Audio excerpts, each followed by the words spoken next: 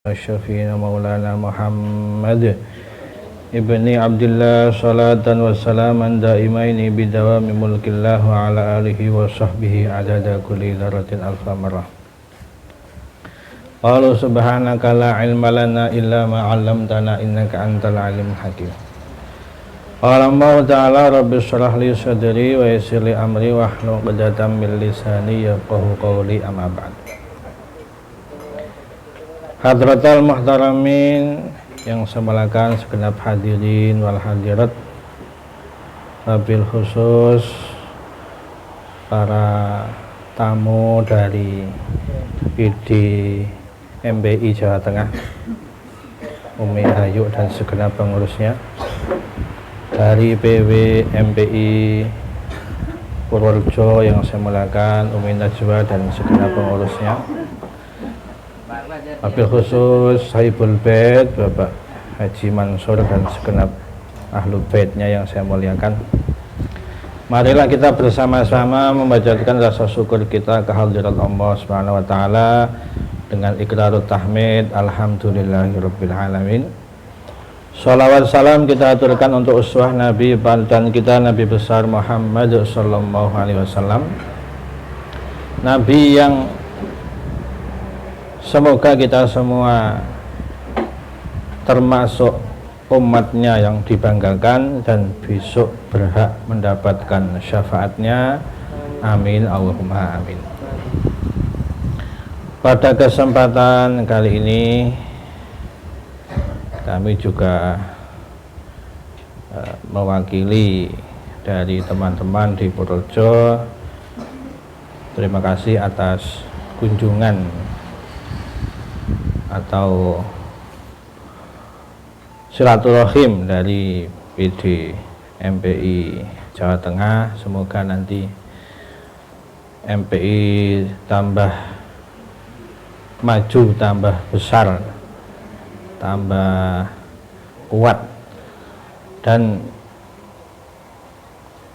nanti kalau di beberapa daerah yang mungkin belum ada pengurus FPI-nya, nanti mungkin bisa dari MPI lebih dulu, bisa saja.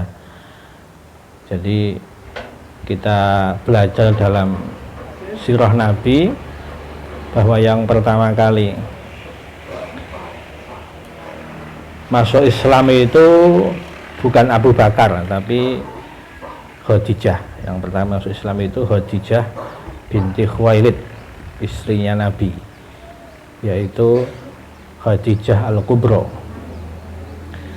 Dan yang pertama kali syahid dalam Islam itu bukan Hamzah bin Abdul Muthalib, tapi adalah seorang sahabat perempuan sahabiyah namanya Sumayyah binti Khobbat, wakila Sumayyah binti Khayyat Ummu Ammar bin Yasir, yaitu ibu daripada sahabat Ammar bin Yasir.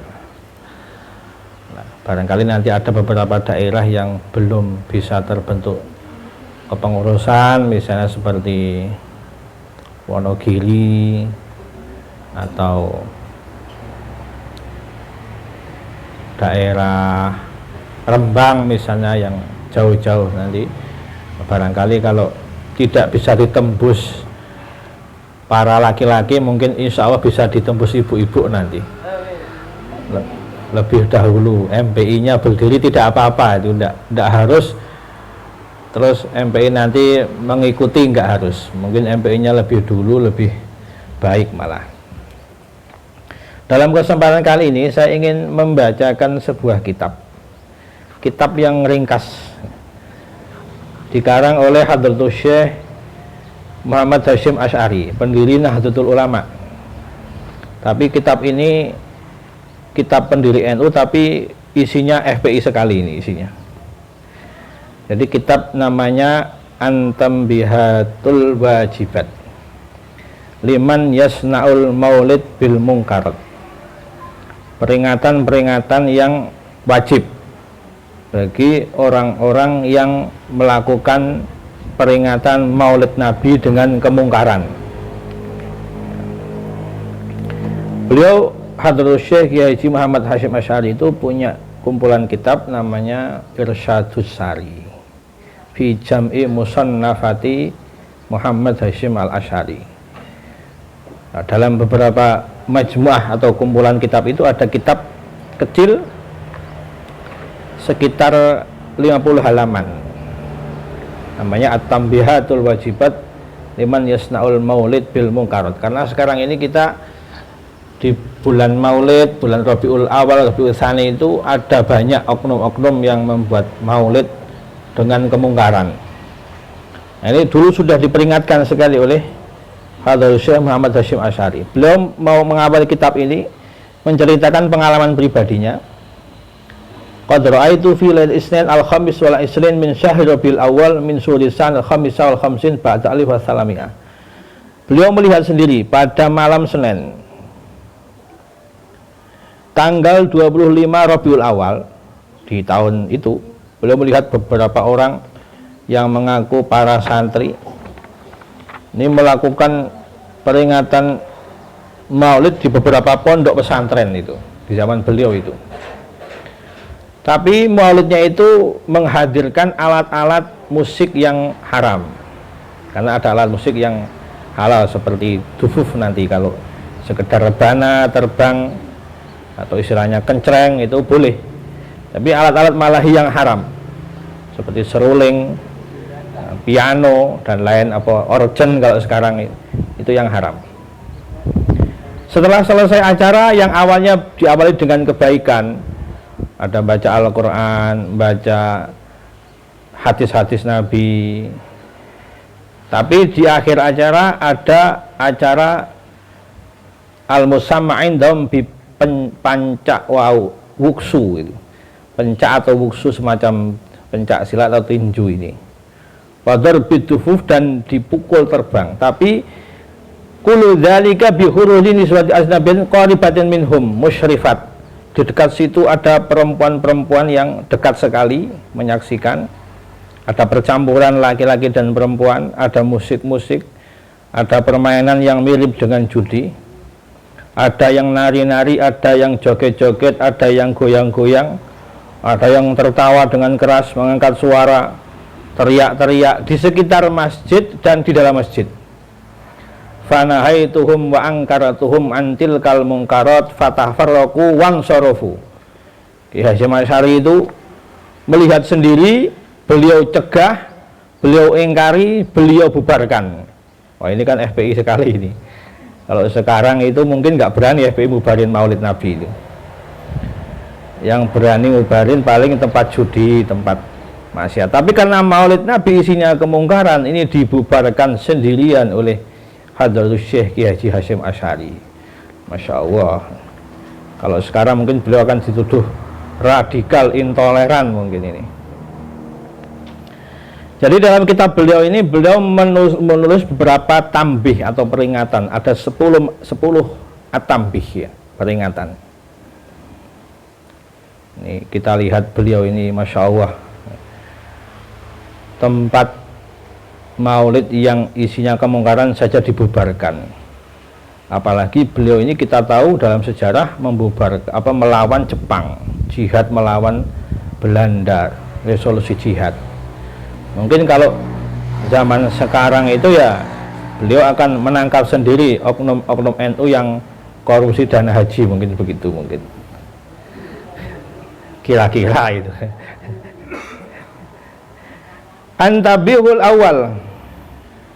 Yang pertama, hadis ini menukil sebuah pernyataan para ulama yang di situ dasar tentang bagaimana Maulid Nabi itu peringatannya menjadi disunahkan dan diperbolehkan. Kalau di situ adalah isinya adalah membaca Al-Quran, membaca hadis-hadis Nabi. Di situ membaca Maulid Nabi menceritakan sejarah Nabi, bagaimana Nabi dalam kandungan dilahirkan, irhasat yaitu kelebihan-kelebihan Nabi waktu kecil sebelum balik, sebelum jadi Nabi, dan semua cerita-cerita beliau yang mubarokat, yang memberikan keberkahan. Lalu setelah itu yudha'u lahu ta'am, makan-makan, biasa makan-makan ini, sedekah makanan. Wayan sorofuna wa inzatu ala dzalik. Kalau setelah selesai itu ya sudah bubar. Itu yang baik seperti itu. Isinya nggak ada keburukan, semuanya kebaikan.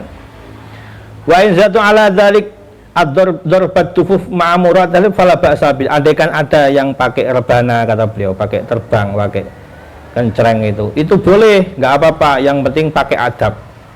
Tidak ada yang joget-joget, nggak ada yang goyang-goyang itu. Nah ini nggak apa-apa. Beliau menukil juga dalil tentang maulid ini, yaitu hadis Sahih Bukhari. Dulu Abu Lahab ketika mendapatkan kabar gembira tentang lahirnya Nabi, Abu Lahab ini memerdekakan budaknya namanya Suwaibah. Indama basyaratni biwadin Nabi sallallahu alaihi wasallam wa bi irdaiha lahu, dan memerintahkan Suwaibah al-Aslamiyah ini untuk menyusui Nabi. Maka dilihat dalam mimpi sebagian sahabat ini, Abu Lahab setelah mati ini masuk neraka. Tetapi setiap malam Senin Abu Lahab ini bisa meminum air dari jari-jarinya di neraka. Jadi setiap malam Senin itu Abu Lahab boleh minum air, dari jari-jarinya keluar air. Nah ini karena dia bahagia, bahkan beramal, bersedekah, memerdekakan budak saat malam lahirnya Nabi Sallallahu Alaihi Wasallam. Ini hadis Sahih Bukhari, nggak ada yang bisa mengingkari ini hadis Sahih Bukhari ini. Qala Ibnul Jazari, kata Ibnu Jazari, fa idza kana hadza Abu Lahabul kafir ayazal Quran bi dzammi juzya bi farahi laita maulidin Nabi sallallahu alaihi wasallam, fama halal muslimil muwahhid min ummatihi sallallahu alaihi wasallam suruh bi maulidihi. Ini kata Ibnu Jazari, kalau seorang kafir Abu Lahab yang turun Al-Quran langsung mencaci Abu Lahab, tabbat yada Abi Lahabiu wa tab. Surat Al-Lahab itu mencaci Abu Lahab. Al-Quran turun untuk mencaci langsung Abu Lahab. Berarti kafir, paling kafir, asli kafir, dohiran wa batinan ya Abu Lahab ini. Tidak diperselisihkan kekafirannya. Sampai Al-Quran sendiri yang memastikan mencaci Abu Lahab. Tetapi ketika dia ini gembira di malam maulid Nabi, itu mendapatkan pahala, tetap diganjar di neraka, dapat keringanan siksa. Apalagi seorang muslim wahid, orang muslim yang mentauhidkan Allah dari umatnya kok bergembira dengan maulidnya Nabi, tentu akan dapat pahala, tentu akan dibalas oleh Allah Subhanahu wa taala. Ada sebuah syair mengatakan, ini syair ini, idza kana hadza kafiran ja'a zammuhu wa tabbat yadahu fil jahimi mukhallada, famadhannu bil abdil ladzi asha umruhu bi ahmada masruran wa mata muwahhida. Ini orang kafir yang sudah dicaci langsung Al-Quran. Tabbat yadahu, celaka tangan, dua tangan Abu Lahab, fil jahim mukhallada, yang akan kekal di neraka jahim. Lalu bagaimana kalau seorang hamba muslim yang seumur hidupnya bergembira dengan Nabi Ahmad, Nabi Muhammad SAW, lalu mati dalam keadaan muwahhid, tauhid, mentauhidkan Allah, nah, jelas pasti akan mendapatkan pahala, akan dibalas oleh Allah Subhanahu wa taala. Andaikan kalau mau memukul rebana, kata Syekh Hasyim Asy'ari, itu boleh kepada walimah-walimah, misalnya pernikahan. Ada riwayat ketika Nabi menikahkan Ali dengan Sayyidah Fatimah, itu ada Juwairiyat, beberapa perempuan yang memukul rebana, dan oleh Nabi dibiarkan, tidak dilarang, berarti ini boleh.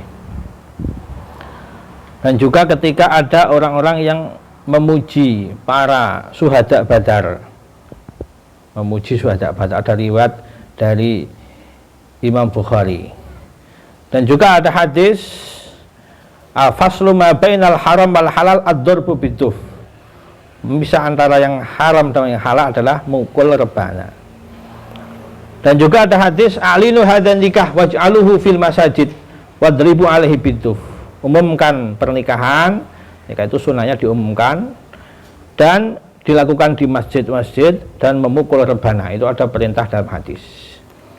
Jadi sepakat ulama kalau dalam pernikahan dan dalam walimatul khitan ini boleh memukul rebana. Adapun di selain itu ada perselisihan pendapat. Atau bahkan ada yang sampai tidak hanya boleh tapi disunahkan, yang penting tidak ada kemaksiatan. Itu peringatan pertama. Peringatan yang kedua, Syekh Hasyim Asy'ari ini menyampaikan, membuat ibarat ini.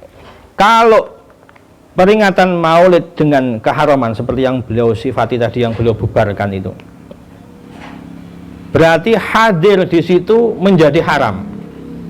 Hadir di maulid atau peringatan, kalau sekarang bersolawat atau solawatan itu, kok ada keharaman di situ, ada yang bahkan kadang ada yang mabuk juga katanya itu, ada yang joget-joget, ada yang nari-nari itu. Hadir di situ haram. Ini yang bicara Kiai Hasyim Asy'ari, bukan saya ini. Kalau saya nanti banyak yang protes ini.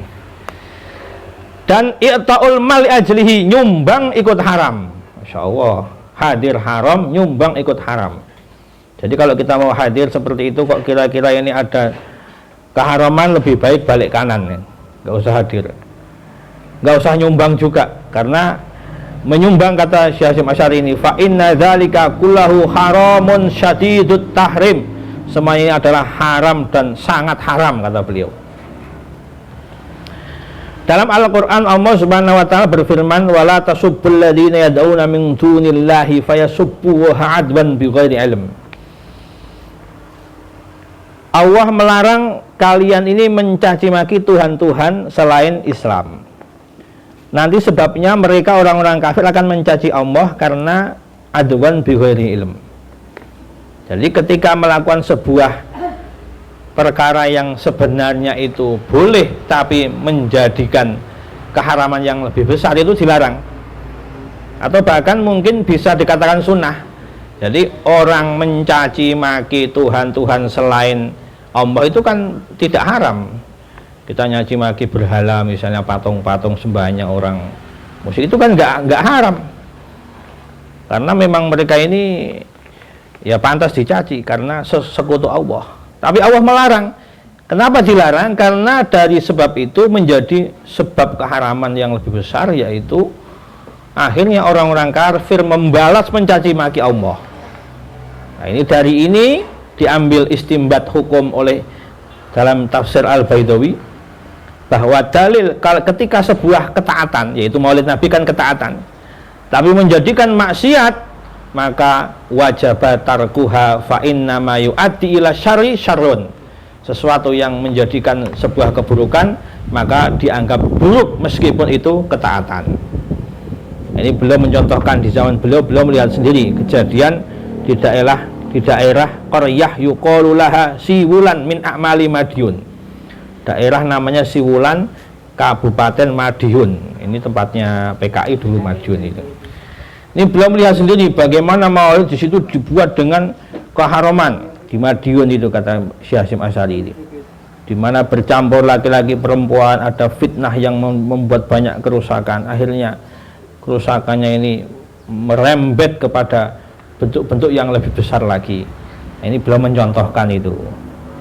Kalau sekarang yang ramai itu ada muludan kok pakai apa itu, dolala, yang dolala itu. Itu kalau di Purworejo insya Allah kita bubarkan, insya Allah. Tapi nggak di Purworejo katanya, itu di Wonosobo katanya. Yang ketiga, at-tambihu tsalits, peringatan yang ketiga, yaitu beliau Syekh Hasyim Asy'ari ini menungkil ini ulama dari madhab Maliki, namanya Syekh Tajuddin Umar bin Ali Al-Lahmi As-Sakandari. Dia punya kitab namanya Amalul Al-Maurid fil Kalam Alal Maulid. Kitab beliau itu namanya itu Al-Maurid fil Kalam Alal Maulid. Tadi kita membahas maulid Nabi ini.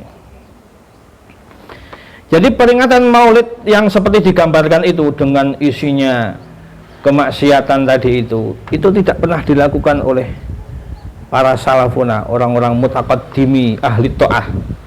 Jadi orang-orang terdahulu dari umat ini nggak pernah ada yang melakukan itu. Dimana ketaatan kok dicampur dengan kemaksiatan, yaitu ijtima'ir rijal ma'asyarabil murid. Nah ini yang perlu diingatkan ini. Selain bercampurnya laki-laki dan perempuan, bahkan orang-orang salaf itu nggak mau bercampur dengan laki-laki amrod namanya. Nah ini kalau sekarang ini LGBT amrod itu. Amrod itu laki-laki yang belum tumbuh kumis, laki-laki yang tampan yang belum tumbuh kumis. Itu biasanya korban-korban LGBT itu seperti itu. Gay, kalau laki-laki itu senengnya sama laki-laki. Nah, itu biasanya korbannya itu namanya amrod, yaitu laki-laki ganteng yang belum tumbuh kumis. Kalau sudah tumbuh kumis itu ya agak gila mungkin ya. Nah, ini belum tumbuh kumis, ini masih ganteng-ganteng lah. Itu biasanya jadi korban-korban liwat atau amalu qaumi Lut atau sodomi kalau sekarang ini. Nah, itu saja dihindari oleh para ulama salaf itu, apalagi kok bercampur laki-laki perempuan, maksudnya begitu. Yang dimana tujuannya maulid ini di sini adalah untuk mengingat Allah, untuk mengingat akhirat. Tapi karena isinya lahan, isinya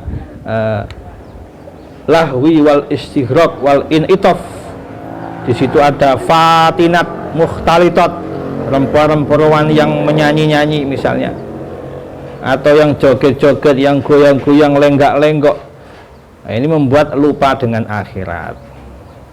Begitu pula walaupun semuanya perempuan, yang hadir semuanya perempuan kata beliau ini, semuanya perempuan, tapi mereka berkumpul perempuan semua ini, rafi'ati aswatahun, semuanya jerit-jerit suaranya keras, bitahnik wat tadrib, menyanyi-nyanyikan lagu, wal insat wal khuruj, baca Al-Quran, baca zikir terlalu keras bagi para perempuan yang banyak. Ini saja sudah dikatakan oleh beliau ini, bukan saya yang ngomong ini. Perempuan-perempuan walaupun baca Al-Quran, ngumpul banyak orang, di situ perempuan semua, tapi terlalu keras suaranya. Walaupun yang dibaca Al-Quran, baca zikir ini la yahtalifu fi tahrimhi isnani, tidak akan berselisih dua orang dalam keharamannya. Ini kata beliau ini begini. Apalagi kok campur lagi perempuan, apalagi goyang-goyang, apalagi ada biduan, ini tambah-tambah ini. Beliau menukil dari pendapat Asy-Syaikh Asy'uti, ini madzhab Syafi'i ini. Setelah menerangkan dalil-dalil maulid tentang kebolehannya, beliau memberikan peringatan di belakang kitabnya ini. Innama ja'a min qibali hadil asya'al muharramat allati dzummat ilaihi la min haitsul ijma' lidhari syiaril maulid. Jadi haramannya itu karena perkara baru. Ibaratnya orang begini, orang berwudu tapi bukan pakai air yang suci, wudunya pakai kencing sapi misalnya. Nah itu kira-kira wudunya bukan hanya tidak sah, tapi ya haram, najis ya. Itu begitu. Atau orang sholat zuhur tapi niatnya nyembah matahari, nah, itu bisa kafir. Bentuknya sama, sholat 4 rakaat tapi niatnya menyembah, bukan menyembah Allah tapi menyembah matahari, itu kafir. Naudzubillah min dzalik. Ini ada 10 peringatan lumayan panjang. Jam berapa ini? Lagi ya? Tidak apa-apa kalau di sini nanti sampai asar atau sampai maghrib, tidak apa-apa ibu-ibu. Kalau saya nanti tak pamit dulu, mohon maaf ya. Yang keempat ini, beliau menukil dari seorang ulama madhab Maliki, namanya Abu Abdillah Ibnul Hajj. Jadi peringatan maulid yang dikatakan haram, yang istiqmalul maghani wa alati tarbi minator, penggunaan alat-alat yang haram tadi itu, ini yang disebut bid'ah yang haram, itu seperti itu. Jadi ada sebagian ulama dulu yang mengalahkan maulid itu bid'ah yang haram, itu kalau di dalamnya ada istiqmal maghani ada nyanyi-nyanyi, ada alat-alat, itu yang betul-betul bid'ah. Ini yang nukil Syekh Asy'ari ini. Kalau maulidnya sendiri bukan sesuatu yang dikatakan bid'ah yang haram, paling tidak nanti bid'ah hasanah. Tapi kalau isinya adalah alat-alat malahi, alat-alat yang nyanyi-nyanyi dan sebagainya, ini bid'ah yang muharramah. Ada sebagian orang menyangka dia sedang beradab kepada Nabi, karena mengawali maulidnya tetap ya sama, ada baca Al-Quran, ada baca sirah, baca hadis dan sebagainya itu. Tapi nanti di akhir acaranya atau di sela-sela acaranya ini ada lagu-lagu, ada musik-musik, ada campur laki-laki perempuan. Nah, ini yang menjadikannya menjadi bid'ah muharramah. Fa inna lillah wa inna ilaihi rajiun, kata beliau. Badal Islamu ghariban wa sa'udu kama bada. Islam dulu itu asing dan akan kembali asing. Jadi orang melakukan peringatan Maulid Nabi atau bersolat atau sebagainya itu, kata beliau ini, kalau melihat hadis ini, tidak cari banyak, tidak cari mewah, cari megah. Kalau sekarang kan sampai habis berjuta-juta, puluhan juta, ngumpulkan banyak orang demi mewah, demi megah, demi banyak orang yang hadir, akhirnya banyak keharaman. Jadi walaupun sedikit, tapi di situ ada pemisahan laki-laki perempuan, di situ isinya sesuai dengan yang disyariatkan, itu lebih baik, dan itu yang dilakukan oleh para ulama salaf. Jadi kita tidak berburu banyak, tapi kita berburu ridho Allah Subhanahu wa ta'ala. Walaupun sedikit, semoga kita termasuk minal huraba, orang-orang yang terasing di akhir zaman, yang dikatakan oleh Nabi sebagai orang-orang yang beruntung. Amin, Allahumma amin. Peringatan yang kelima, beliau menukil perkataan dari Syekh Ibnu Hajar Al-Asqalani, seorang ulama besar yang mengarang kitab Fathul Bari ini, yang mengarang Syarah Sahih Bukhari. Banyak karangan beliau. Beliau ditanya oleh seseorang, ada sebagian yang mengatakan asu amal maulid bid'ah lam tungqal min an hadin minas salafis soleh. Kenapa maulid dikatakan bid'ah dan tidak dilakukan oleh para ulama salaf soleh? Kata beliau, ya walaupun memang secara spesifik tidak dilakukan oleh ulama soleh, tapi kalau isinya kebaikan-kebaikan, kata beliau, ini adalah bid'ah yang hasanah. Ini kata Ibnu Hajar Al-Asqalani. Dalilnya sebagaimana Nabi dulu tidak pernah melakukan puasa Asyura. Tapi setelah Nabi datang ke Madinah, dalam Sahih Bukhari Muslim, orang-orang Yahudi berpuasa di hari Asyura. Akhirnya ditanyakan kepada orang Yahudi, kenapa kalian puasa Asyura? Karena memperingati bagaimana dulu Nabi Musa dan Bani Israel diselamatkan dari Fir'aun. Kami berpuasa, kata orang Bani Israel, syukran lillah, bersyukur kepada Allah, memperingati dulu Fir'aun ditenggelamkan dan Nabi Musa diselamatkan beserta Bani Israel. Ini kata Syekh Ibnu Hajar Al-Asqalani. Maka diambil faedah dari ini, bolehnya melakukan peringatan Maulid Nabi karena juga dalam rangka syukur, yaitu salah satunya adalah a'dhamun nikmah, nikmat yang paling besar adalah buruziha dan Nabiyir Rahmah, lahirnya Nabi kita Nabi Muhammad SAW, Nabi yang rahmah. Ini adalah termasuk nikmat yang paling besar yang juga wajib kita syukuri dengan ibadah, dengan sujud, dengan puasa, dengan sedekah, dengan baca Al-Quran dan semua amal-amal kebaikan. Ini kata Syekh Ibnu Hajar Al-Asqalani. Jadi tujuannya memperingati Maulid itu adalah dalam rangka syukur, dengan cara beribadah tadi itu, dengan tilawah, memberi makanan, memberi sedekah, menyebut madaih, namanya kitab-kitab Maulid yang sering dibaca itu.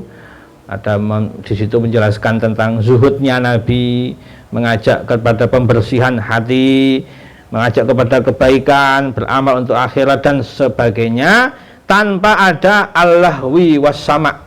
Ini kata beliau ini. Tidak ada kelelahan yang bisa memalingkan dari Allah, melupakan akhirat. Andaikan di situ ada yang haram, maka harus dicegah. Andaikan di situ ada yang makruh pun harus dicegah. Bahkan yang khilaful aula pun harus dicegah. Masya Allah ini. yang haram dicegah, joget-joget, nyanyi-nyanyi, yang makruh dicegah. Makanya kadang sebagian habaib itu melarang kalau pas baca maulid itu ada yang rokok disuruh berhenti dulu. Nah ini makruh ini, kalau yang mengatakan makruh. Fayumna'u wa kadza makana khilaf, ataupun yang khilaful aula, yang lebih baik ditinggalkan, itu pun dilarang. Atam bi usatih yang keenam, beliau menukil dari Qadiyat, Imam Qadiyat yang mengarang kitab Asy-Syifa fi Huquqil Mustafa, bahwa Nabi itu wajib dimuliakan, takzim, taukir, terutama ketika zikri maulidihi, mengingat kelahirannya, wa zikri hadisihi, menyebut hadisnya, wa sunnati, menyebut sunnah-sunnahnya, wa sama ismi, dan mendengarkan namanya, disebut nama Muhammad sallallahu alaihi wasallam, itu wajib kita mengagungkan, kata Syekh Qadiyat. Dan pengagungan itu tidak ada bedanya ba'da mautihi atau kana ala hayatihi, di masa hidup ataupun setelah meninggal, tidak ada bedanya, sama, cara mengagungkannya sama, kata Qadiyat seperti itu. Nah, ketika di hadapan Nabi dikatakan di zaman hidupnya itu bagaimana para sahabat mengagungkan Nabi, maka setelah Nabi meninggal pun tetap sama kewajiban mengagungkannya. Maka ketika hadir majelis disebut nama Nabi atau maulid Nabi atau membaca hadis-hadis Nabi, itu sebagaimana keadaan ketika kita mendengar langsung dari mulut Nabi. Ketika andaikan kita langsung hadir di depan Nabi, ini sama seperti kewajiban mengagungkannya sama. Ini kata Syekh Qadiyat. Makanya wahwa syarihun, kata Syekh Asy'ari ini menukil pendapat beliau, wahwa syarihun fi hurmati amal maulid ma'a fi'lil munkar. Dari ini diambil kesimpulan bahwa haram hukumnya melakukan maulid dengan kemungkaran. Yang kesembilan, ada 10 ini, 10 nanti 10 peringatan. Yang kesembilan, beliau menukil dari seorang ulama namanya Ibnul Hajj Al-Fasi dalam hasyiah kitab An-Isti'malam ma wudi'al ta'dim fi ghairi mahalli ta'dim haramun, menggunakan sesuatu untuk mengagungkan tapi bukan pada tempatnya, ini hukumnya haram. Misalnya orang menggunakan alat-alat musik tapi digunakan untuk memuji Allah, mungkin ya mirip apa, lagu religi tapi dengan alat musik. Ini kalau menurut beliau diharamkan, ini lagu religi tapi dengan alat musik yang haram, ini haram. Atau dalam rangka memuji Nabi atau bersolat kepada Nabi tapi dengan alat yang haram. Wah, ini yang mengatakan Syekh Asy'ari ini, kalau saya ya yang protes banyak ini pasti ini. Musik religi tapi dengan alat yang haram, hukumnya haram, bahkan mendekati kekufuran, atau beliau ini mendekati kafir. Kenapa mendekati kafir? Kalau tujuannya dia mau menghalalkan yang haram. Masya Allah, semakin belakang semakin mengerikan ternyata ini. Jadi kalau orang itu menghalalkan yang haram, hukumnya kan kafir. Ada orang berzina, itu kalau dia tidak menghalalkan zina hanya dosa besar. Tapi kalau di hatinya dia mengatakan zina itu halal, dia murtad, keluar dari Islam. Itu para ahli fikih seperti itu. Ada orang minum khamr, dia mengakui khamr itu haram, dia nggak kafir. Kalau mengkafirkan orang pelaku dosa besar, orang khawarij itu. Tapi kalau sunnah wal jamaah tidak mengkafirkan, selama itu catatannya selama hatinya tidak menghalalkan. Nah, kalau orang menggunakan alat-alat musik untuk memuji Allah, memuji Nabi, bersolawat kepada Nabi, tujuannya dalam hatinya ingin menghalalkan yang syariat haramkan, ini mendekati kekufuran. Na'udzubillah min dzalik. La haula wala quwata illa billah. Ini kadar bi ala alatil malahi wa ghimna mukarat, dicontohkan seperti memukul alat-alat untuk musik yang haram, yang melupakan akhirat dan kemungkaran yang lain. Karena dalam hal ini ada unsur tangkis wal istiza wal idza bihi sallallahu alaihi wasallam. Jadi menyakiti Nabi, menghina Nabi. Ini. Jadi bukan jadi mengagungkan, tapi malah menghina Nabi. Karena dia di hadapannya disebut Nabi, maulid Nabi, memperingati Nabi, tapi kelakuannya melakukan keharaman yang dilarang oleh Nabi. Berarti dia tidak seperti seakan-akan dia ini menghina Nabi ini. Seakan-akan dia menghina Nabi, menyakiti Nabi di depan Nabi, tidak punya adab dengan Nabi, Masya Allah. Dalam hadis riwayat Tirmidzi dari sahabat Anas, anna Rasulullah sallallahu alaihi wasallam, dulu Nabi itu ketika berkumpul dengan para sahabat Ansor dan Muhajirin, di situ ada Abu Bakar, di situ ada Umar. Tidak ada satupun di antara para sahabat Ansor Muhajirin ini kalau di depan Nabi berani mengangkat matanya melihat Nabi, saking mengagungkannya kepada Nabi ini. Tidak berani memandang matanya ke atas, nggak berani. Kecuali Umar dan Abu Bakar. Kalau Umar berani, Abu Bakar berani, tapi dengan senyum, dengan takzim mengagungkan kepada Nabi. Ini riwayat Anas, hadis Tirmidzi ini. Wa ashabu wassalam.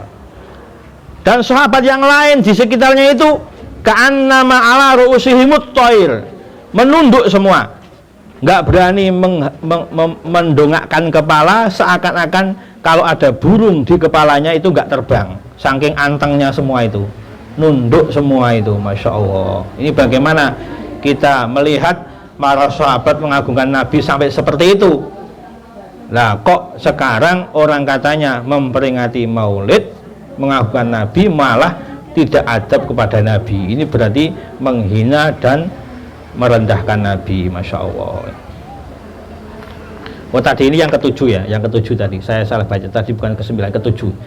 Yang ke-8, Qadiyah juga mengatakan orang yang menyakiti Nabi, orang yang menghina Nabi, ini hukumannya adalah hukuman mati. Wah, tambah mengerikan, tambah belakang tambah mengerikan ini. Jadi orang yang menghina Nabi, orang yang merendahkan Nabi, hukumannya adalah hukuman mati. Dalilnya dulu Abu Bakar setelah wafatnya Nabi, ini karena Nabi sudah wafat, ini setelah wafatnya Nabi. Setelah wafatnya Nabi, Abu Bakar itu jadi khalifah. Ada orang yang bikin marah Abu Bakar. Akhirnya Abu Bakar ini sebagai khalifah, pemimpin ini, ada seseorang yang menghadap Abu Bakar menyampaikan, ya khalifata Rasulillah, wahai khalifahnya Rasulullah, da'ni adrib unuqah, orang yang menyakitimu biar saya penggal kepalanya. Katanya orang yang rajul yang menghadap kepada Abu Bakar ini. Faqala ijlis falaisa dalik aiqatu misli hadin illa li Rasulillah sallallahu alaihi wasallam. Tidak boleh orang menghina seseorang dihukum mati kecuali menghina Nabi Muhammad sallallahu alaihi wasallam. Itu kata Abu Bakar. Dan seluruh sahabat di zaman beliau nggak ada yang mengingkari perkataan Abu Bakar. Jadi ijma' sahabat ini bahwa tidak boleh orang ini menghukum mati seorang hanya karena menghina, walaupun menghina presiden misalnya, itu tidak boleh dihukum mati. Yang boleh dihukum mati hanyalah menghina Nabi Muhammad SAW. Dan ini disepakati oleh seluruh sahabat, gak ada yang mengingkari perkataan Abu Bakar. Nah, di sini juga hati-hati, orang peringatan Maulid kok malah menghina Nabi. Ini bisa dihukum mati katanya. Jadi mengerikan ini beliau ini. Kalau zaman sekarang, ini berarti ketegasannya Syekh Hasyim Asy'ari luar biasa ini. Yang ke-9, beliau menukil perkataan seorang ulama namanya Imam Tajuddin As-Subki. Dalam kitab namanya Tausyih, beliau menceritakan Al-Imam Syafi'i itu pernah membaca hadis tentang seorang perempuan yang mencuri di zaman Nabi yang mau dipotong tangan. Jadi ada zaman Nabi perempuan mencuri, mau dipotong tangan. Ternyata perempuan ini dari kalangan pejabat, kalau sekarang ini kalangan elit. Hanya ada orang-orang yang ingin memberikan keringanan. Ini pejabat, ini elit, masuk dipotong tangan itu. Berkata sama Nabi begitu. Hanya Nabi itu bersabda dengan perkataan yang masyhur terkenal itu, lau anna Fatimata binta Muhammadin syarakat laqata'tu yadaha. Andaikan yang mencuri itu jangankan orang lain, anak saya sendiri Fatimah yang mencuri, saya sendiri yang memotong tangannya. Itu kata Imam Syafi'i. Tapi Imam Syafi'i ketika membaca hadis tersebut, beliau nggak berani menyebut Fatimah. Jadi beliau menyebut lau syaraqat fulanah limro'ati syarifah laqata'tu yadaha. Jadi nggak mungkin, mustahil putri Nabi Fatimah Zahra itu kok mencuri, itu mustahil, tidak mungkin. Nabi yang mengatakan itu ya nggak apa-apa, pantas bagi Nabi. Tahu kalau kita membaca hadis itu tidak pantas kok menyebut, mengandai-andaikan Fatimah mencuri, itu sesuatu yang tidak adab menurut Imam Syafi'i. Jadi beliau nggak mau menyebut lau anna Fatimah, tapi lau anna fulanah limra'atin syarifah. Nah, kata Syekh Hasyim Asy'ari, diambil dari sini beradab kepada keluarga Nabi saja wajib ini, apalagi beradab kepada Rasulullah Shallallahu Alaihi Wasallam. Jadi sekarang ada golongan yang mencaci maki keluarga Nabi, ya kita semoga tidak ikut-ikut itu. Ini fitnah yang besar yang mencaci maki para habaib, mencaci keluarga Nabi. Semoga kita semua diselamatkan, amin Allahumma amin.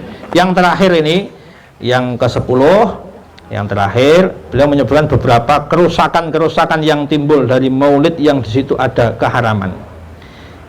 Yang pertama, at-tabdzir lil mal. Nah, ini menyia-nyiakan harta. Karena harta untuk melakukan acara yang besar itu, bersolat maulid Nabi, mengumpulkan orang banyak bermegah-megah itu. Tetapi kok isinya keharaman, tidak jadi pahala, jadi haram. Sama kata beliau seperti uang digunakan untuk zina, untuk minum khamr, sama. Tabdzir lil muharram, menyia-nyiakan harta untuk yang haram. Al-Quran berfirman, innal mubadzirina kanu ikhwanas syayatin wa kana syaitanu lirabbihi kafura. Sesungguhnya orang-orang yang menyia-nyiakan harta, memboros-boroskan harta, ini adalah teman-teman syaitan, dan setan adalah orang yang kafir kepada Allah, kepada Rabbnya. Ini yang pertama. Selanjutnya kerusakannya diantaranya adalah, jadi harta yang digunakan untuk menolong maksiat, maka kata Syekh Hasyim Asy'ari ini dia juga ikut pelaku maksiat karena syarikan dia. Wa minha annau ijharun bi maksiyah. Yang kedua, peringatan maulid yang isinya keharaman itu adalah ijhar bi maksiyah, mengumumkan kemaksiatan. Dalam hadis Nabi, Rasulullah bersabda, kullu ummati mu'afan, yakni kullu musalimun an al-sunin nasu aidim illal mujahirin. Semua umatku akan diampuni, akan diselamatkan, akan diampuni dosanya kalau mereka tidak menyakiti manusia dengan lisannya, dengan tangannya, kecuali mujahirin. Siapa itu mujahirin? Ai al-mudhhirina bil maksiyah, mereka yang melakukan secara terang-terangan kemaksiatan. Fa innahum la yu'afaun, mereka tidak akan diampuni. Masya Allah. Kerusakan selanjutnya adalah an-nautisofun bisifatin nifak. Ini termasuk sifat kemunafikan, yaitu menampakkan yang dohir tidak sesuai dengan apa yang di dalam batin. Dohirnya maulid, tapi batinnya isinya kemaksiatan dengan alat malahi, dengan alat-alat keharaman, musik-musik yang haram. Kerusakan selanjutnya adalah ida anna terlalu ida sona'u wa sakat alih alim karena sahabat ayatun dalam amahu jais. Kalau orang-orang yang alim diam saja, dia ikut haram, dia ikut menanggung keharaman. Masya Allah. Saya bukan orang alim, tapi semoga nggak ikut haram ini, karena sudah menyampaikan. Jadi kalau orang yang tahu diam, maka orang awam menyangka bahwa itu boleh, bahwa itu boleh, bahwa itu baik, karena yang alim, yang tahu mendiamkan. Ya, kata beliau begitu. Sesuatu yang di situ ada tawasul, ada perantara, menjadi menganggurkan syariat, melepaskan syariat, tenggelam dalam kebatilan, menolong kemaksiatan, ini adalah mamnuun syar'an, maka haram bagi orang alim, kata beliau, ayaskuta, kalau diam saja, mencari aman, li'annahu yuqi'ul awam fi i'tiqadi amrin ala mukhalafati syar'i, karena dia telah mengakibatkan orang-orang awam meyakini sesuatu yang menyelisihi syariat. La haula wa la quwwata illa billah. Selanjutnya adalah dalam peringatan sholawat maulid itu yang ada haram adalah ada su'u adab. Di situ ada adab yang buruk, nau istihanah, menyakiti Nabi. Dalam Al-Quran Allah berfirman, innalladzina yu'dzunallaha wa rasulahu la'anahumullahu fid dunya wal akhirah wa adalahum adzaban muhina. Orang-orang yang menyakiti Allah, menyakiti Rasulullah, mereka akan dilaknat di dunia dan akhirat, dan Allah akan persiapkan bagi mereka siksa yang menghinakan. Walladzina yu'dzuna rasulullahi lahum adzabun alim. Orang-orang yang menyakiti Rasulullah, mereka akan mendapatkan siksa yang pedih. Ini ancaman Al-Qur'an ini. Wa ma kana lakum an tu'dzu Rasulullah.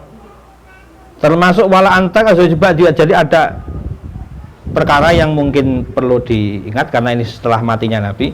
Setelah wafatnya Nabi, itu haram bagi para sahabat menikahi janda-janda Rasulullah, yaitu ummahatul mukminin. Ini hukumnya haram. Jadi ummahatul mukminin, ibu-ibunya kaum mukminin, janda-janda Nabi itu tidak sama seperti janda-janda yang umum. Kalau janda-janda bukan Nabi itu boleh dinikah kalau selesai iddah. Tapi kalau janda-janda Nabi haram dinikah. Karena apa alasannya? Menikahi janda-janda Nabi adalah seperti menyakiti Nabi. Nah ini padahal Nabi sudah wafat, tapi para sahabat dilarang menikahi janda-janda Nabi. Nah sama ini peringatan maulid setelah Nabi wafat, ini kok menyakiti Nabi, maka disamakan dengan perkara ini. Dan juga disamakan kiasnya ini dalam hadis qudsi, Allah berfirman, man ahanali waliyan faqad barazani bil muharabah. Orang yang menghinakan waliku, maka dia telah menantang perang kepadaku, kata Allah ini. Ini menyakiti wali, menghinakan wali saja menantang perang Allah, apalagi menyakiti Rasulullah. Kata Syekh Hasyim Asy'ari, an-nabi adalah sayyidu kulli waliyin bal kulli nabiyyin wa mursalin. Nabi Muhammad SAW adalah pemimpin semua wali, pemimpin semua nabi dan rasul, maka melebihi menyakiti wali ini seperti ini.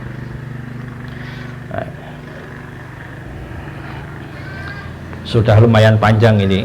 Sudah jam berapa ini? Lagi. Sudah hampir jam 12 ya. Saya ambil penutupnya saja ini. Nah, ini ada penutup di sini. Beliau menyebut ini peringatan penting ini, kata beliau ini. Khotimah beliau, fi ma yaf'alu ahlu jam'iyah nahdlatul ulama. Beliau menyebut ini. Jangan sampai orang-orang yang mengikuti jam'iyah nahdlatul ulama ini kok mengaku qaimun ala madzhabi ahli sunnah wal jamaah, kok melakukan yang seperti itu. Sebaiknya para orang-orang yang mengaku ikut jamiah nahdlatul ulama, kata beliau itu ya harus melakukan kebaikan di dunia dan manfaat untuk ke akhirat, yaitu memegang tali Islam, memuliakan Nabi dengan yang baik, mengingat akhirat. Diingatkan oleh beliau membaca Al-Quran dalam kitabnya Imam Nawawi Tibyan fi adabati hamalatil Quran, membaca Al-Quran dengan cara yang tidak baik, dengan teriak-teriak, itu saja ada sebagian ulama yang mengharamkan, padahal itu membaca Al-Quran. Nah ini apalagi bukan Al-Quran, mau itu bacanya maulid, apalagi itu kalau terlalu teriak-teriak ini kurang adab. Nah ini layalik bil majlis, tidak cocok untuk majlis. Sebaiknya yang dibaca adalah ayat-ayat yang tentang takut kepada Allah, rojak kepada Allah, tentang mau'idah, tentang zuhud kepada dunia, supaya targhib fil akhirah, tahiblah persiapan untuk akhirat, qasril amal wa makarimil akhlaq, dan akhlak-akhlak yang baik. Tidak qasril amal. Ini seperti ini. Nah, ini peringatan ini yang intinya adalah bagaimana orang ini mencontoh. Jadi dinukil dari Sultanul Ulama Asy'aruddin bin Abdissalam bahwa ketika seseorang ini mengenal Allah, berusaha mengenal Allah, yaitu arif billah, mengenal Allah, maka dia akan menggunakan hidupnya ini untuk menyelisihi hawa nafsunya, mempersiapkan supaya tidak masuk neraka, kata beliau begitu. Qad khuffatil jannah bil makarih wan nar bisyahawat. Surga itu dikelilingi sesuatu yang tidak mengenakkan, tidak menuruti hawa nafsu. Sementara neraka ini dikelilingi dengan syahwat-syahwat yang menuruti hawa nafsu. Nah, ini dalam sebuah ayat dikatakan manittaba hudaya fala yadhillu wa la yashqa. Orang yang mengikuti hidayahku tidak akan tersesat dan tidak akan celaka. Ini saja dari saya. Semoga kita bisa meneladani, bisa mengambil manfaat. Sekira-kira di situ kok acaranya kemungkaran, mending lebih baik balik kanan saja, tidak usah ikut nyumbang, nanti tidak ikut haram. Andaikan kita mau melakukan peringatan, ya kita jaga betul adab-adabnya. Nah, semoga ini ada manfaatnya, amin Allahumma amin. Sebelum saya tutup, barangkali ada yang mau bertanya, silakan.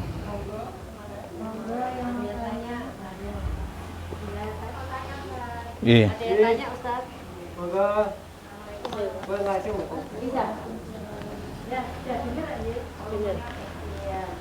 Klik di Google.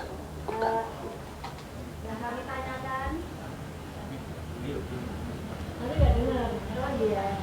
Dengar kok. Assalamualaikum warahmatullahi wabarakatuh.